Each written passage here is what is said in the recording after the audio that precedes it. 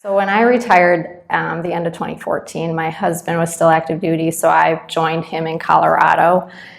So we were in Colorado Springs. And then my husband retired the beginning of 2016.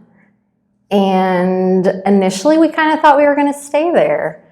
But then it was cost of living, crime rates, and our house was not a very big house. We didn't have very much property. And to get those things, it was going to cost us a lot. So we were really trying to find some place that we could go where our retirement benefits would follow us, where our retirement money would go farther and things like that. We had been to Wisconsin a couple times. Because I'm originally from the UP, I had been to Green Bay a couple times as a kid and stuff like that, but my daughter was going to school here, so we had come here to visit.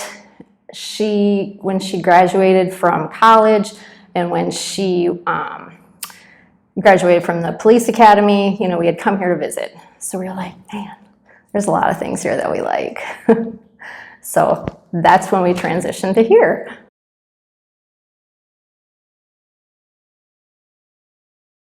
Initially, when we were looking, one of the things we wanted is when we wanted to buy a house, we wanted to know that we could have some land. We wanted to know that our house we weren't looking for a mansion, but we were looking for something nicer than what we had at our previous location.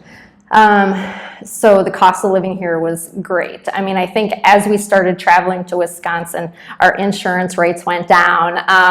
Just, the cost of a house, the cost of our land and all that kind of stuff was amazing here. Wisconsin doesn't tax military retirements, so our money could go that much farther.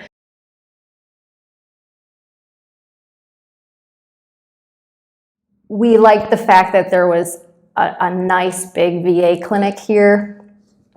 We could get our VA stuff here if we needed to.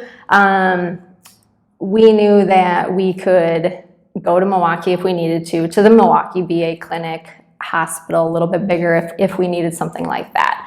And while there isn't a military base close by, the VA clinic really had us set up for everything that we needed. So we didn't necessarily need to be close to a base to use our military benefits. We felt like we had that sense of community right away. When we went to our daughter's graduation, when we went to her police academy graduation, people really stopped and wanted to know, like, hey, what's your story? Tell me your story. And so it was just really welcoming.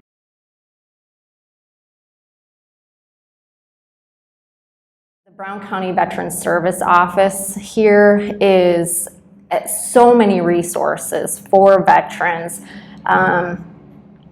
Actually, both between NWTC and UWGB, my husband and I, we both have our GI Bill, so we kind of thought maybe we'd want to go back to school as well. Both of them had veteran offices. So it was so easy to just call and say, hey, I think I want to use my GI Bill. How do I do that? And there was always someone who was ready, willing, and able to answer our questions. As a matter of fact, my daughter was able to use my GI Bill as well. So I had already kind of had that with UWGB before we even came here. So being able to just know that I could call someone. The Veterans Service Office then also had, like, even if it wasn't something that they could help with, they knew who could help you. There's a couple of nonprofits around here that are just straight up for veterans.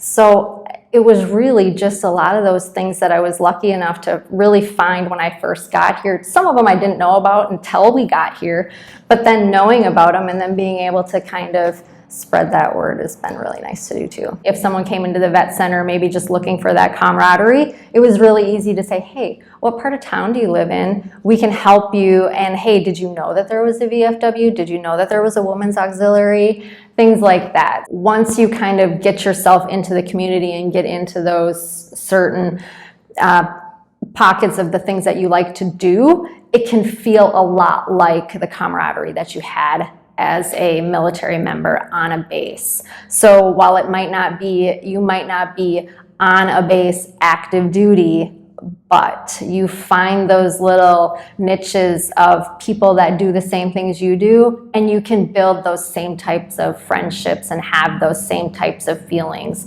that you had when you were in the military.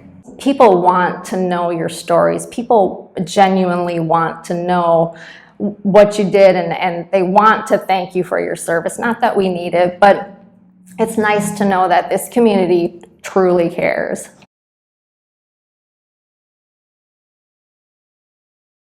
There was definitely times where you think that maybe civilians don't understand. So you think that they're like, okay, well, they just don't understand what it's like to be. I was a senior master sergeant in the Air Force, which is an E8. There's only one more rank above me for enlisted. And I came back here and started out at the very bottom. And you're like, man, I just spent 24 years giving my life to this, and how do I now come back in at the bottom? And do people understand that? And absolutely, like, your military service is recognized as, you know, you can be a leader. You don't necessarily have to start at the bottom. Because I wanted to start to get into the veteran community again, that was my path. But I think for my spouse, he came here, went to school full time, got a degree, got an internship, and then the company that he was interning with hired him on full time. It was still recognized that he was a leader, or even in my job, I was still recognized as, hey, she does know what she's doing, even if she's, you know, starting out at the bottom. And so I think that part was still, people definitely recognized your service and recognized that you had leadership abilities and things like that.